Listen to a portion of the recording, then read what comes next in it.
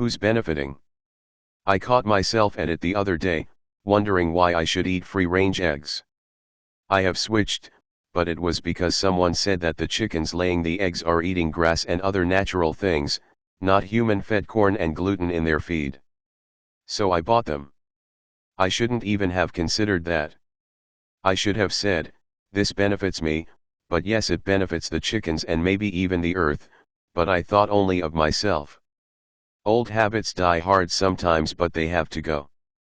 When you can consider others in the things you take action on, your service to others, not service to self.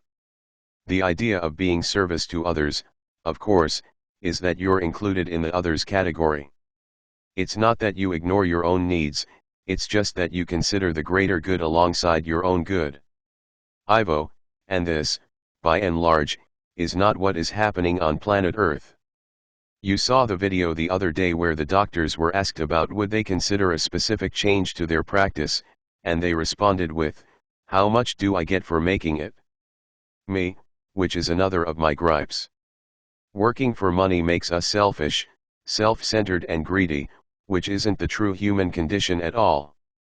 We compete over it, we try to one-up our friends and neighbors to look like we have more of it. It brings out the worst in the human being, and that's because that system is designed to. Ivo, exactly. You are not living in a situation where you are thriving. To thrive, you would be living in a situation of cooperation, but you are not experiencing much cooperation because there is so much competition. They are diametrically opposed opposites. Me, what about teamwork? What about hockey games? Ivo, this is barely concealed competition.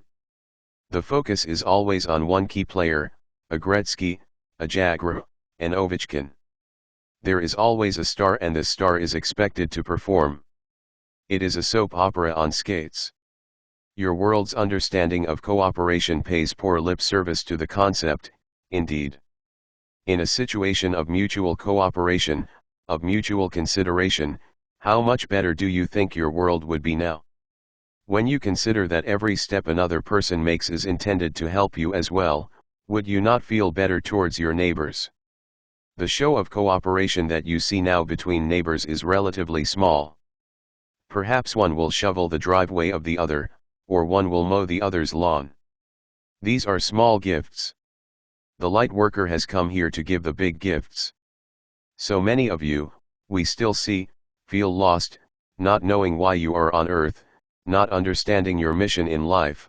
You want to be of service, but the information that is available to you on what your job here is limited. Because the system you are living in is limited and is not geared towards your empowerment, you understand that it does not hold any of your answers. You are living in the antithesis, the opposite of what you need to understand who you are, why you are here and what you desire to do. You need clarity, but you are living in chaos and confusion. Sharon was fortunate in that her specialty is communications. She worked as a secretary back in the days of typewriters and then moved to a computer. Me, yeah, but they were electric typewriters. Ivo, lol. She is also familiar with manual typewriters because she schooled on them. Me, you're making me out to be a dinosaur. Ivo, perhaps you are more the voice of experience, not a dinosaur. So many of you dismiss the aged ones because you feel they are out of touch. Perhaps they have more wisdom to offer you than you think. For those who do not understand your roles on earth, ask yourself what you are attracted to. Many fields of endeavor will drop from the current roster, such as petrol technology, in the same way the 8-track player was also obsolete. You must understand that some fields will morph and develop into new technology, or become greener, or actually help to treat the health problems of the individual instead of creating other problems. Yes, the side effects of your prescription drugs. All these fields will develop into either healthier alternatives or they will die off. What are you attracted to? What do you wish to do? What line of work are you in now, or what line of work would you prefer to be in? What is your hobby, your avocation? Would you like to turn that into a line of service-oriented work? Dream. What have you always wanted to do? Sit and dream about what you would want to give the world. Perhaps this is why the answer does not come to you as well, because you may be asking what you will be doing for yourself, when it is the world that you will be contributing to, not just yourself. Switch your focus and see if the answer comes any easier to you. You tend to be more selfish when it comes to thinking about your jobs because you have to earn a living. If you take this same viewpoint and apply it to your life's work, it may not answer your question because your viewpoint is me, not we. This is a service you will be doing, not working at a job that pays you. The service comes first. Sharon began working at a job as a communicator when she was service to self. Even then, she understood she was serving her boss's needs but her own in the meantime. Many years later, when she desired to strike out on her own, she was met with little success because this was the time that she was to begin doing what she is now, being of complete service to others and the world she lives in. Her attempts to start her own business brought minimal results. Now she utilizes much of the money she earns to serve others, although her own basic needs are met. Me, we're still installing a heated swimming pool at the house. LOL. Ivo, this is fine, my love. Understand that your world will go through a long period of healing and learning, and many of you will be working in these sectors. Hence, that Saint Germain should be the Kohen, the master of earth during this age of Aquarius. He is of the violet flame. Which brings up another tip: if you do not understand what you want to do, then understand what your ray is. Find out, or ask yourself what ray you are attracted to. Sharon, for example, is a communicator, and that aligns with the throat chakra. The throat chakra color is blue, so she is a blue ray at soul level. Sharon is also good at healing. She uses energy in her hands to heal her cat, Merlin, of whatever ails him, and he enjoys it. Sharon is an indigo at earth level, and this encompasses the third eye, which is indigo in color. Sharon is God's healing power on earth. Some of you may be God's loving power on earth. That would make you a heart-centered, pink ray, blue ray, throat chakra. Some of you are God's power of wisdom incarnated. That would be the gold chakra, the solar plexus chakra, and the blue throat chakra.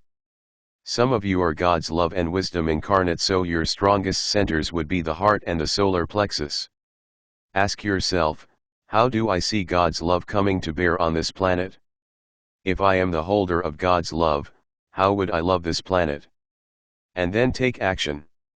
Ask yourself, if I am the power of God incarnate on this planet, then how would God use his power to change planet Earth for the better? And then do what you think it would be. Understanding that you all carry the 7 rays to some degree or another, ask yourselves the questions: how would God use his wisdom, his power, his love, his charity, his creation of harmony through conflict, his healing, his knowledge, his transmutation upon the earth right now? Which stand out most for you, and what idea do you have that could utilize this ray? It is not that difficult. Many of you are doing it already, as your predominant rays attract you to the very thing that you and the earth most need. In Sharon's case, again, she was in need of healing through transmutation, so she became an emotional alchemist, which is what we teach now. She healed her life through healing her emotions, and she did it in such a way as she is an indigo. Your earthly ray will indicate to you what route to take. Of course, it is best when you look at how you can benefit the all instead of just yourself. However, in healing oneself, you are benefiting the all because everyone is connected. We are all one. Many of you are here to bring the divine feminine power back to earth. You may be allied with one of the strong females who have graced the earth, be it Mary, Athena, or Isis. Those of the angelic kingdom may be allied with Jophiel, Ariel, or Aurora. Many of you are here to bring resurrection to the divine male and may be allied with Jesus, Ananda, Saint Germain, or El Moria, for example, but by far not limited to these. Nor are the women.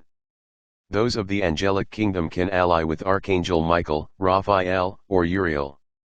There are many more angels, divine ones, that you align with either through your ray or as an aspect of their soul. There are some who align with the divinity of their home stars, not Earth's divinity at all. But you are by no means any less powerful. Some of you are aligned with Baron, High Priest of Lyra, for example. Others are helped by many other in the higher dimensions who you can call on when in need. We wish to get you to understand that you are not alone. Even though you may walk the earth alone and have no comfort or support there, we are with you. Invisible as we may be, we are still there with you, walking with you. You are never alone and your life is not directionless. So many complain of not knowing their purpose and wanting to go home. That is your ego speaking to you. If you would connect with your soul instead, or do one of the simple things we have outlined in this video, you would perhaps find some direction in life. Your ego likes to keep you stuck. So when we hear this lament, as we often do, we understand who is running your show. And it is time to put the ego in its place and step into your power. Take a guess, if you must, but do something to serve this world. The Dark Alliance knows we help you, it knows you are trying to raise your frequency, it knows who you are before you even realize it yourself. And it will do everything it can to stop you. If you are confused, you are in the twilight zone. If you are sure your life has no purpose, you are speaking Matrix. This is your brainwashing talking. You have a purpose and it is your first task to find out what it is. When you succumb to "my life is meaningless," you will create that and keep yourself stuck. Tell yourself, "My life has a purpose and I am going to find out what it is and to do it." Me, yes. So many people stuck. The Matrix has you in its clutches. Ivo, this should help you to find out what your purpose is. If all else fails, do something good.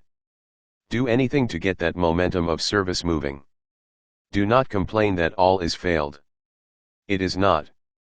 Go pick up garbage, clean up the beach, set up a website to red pill people, do anything.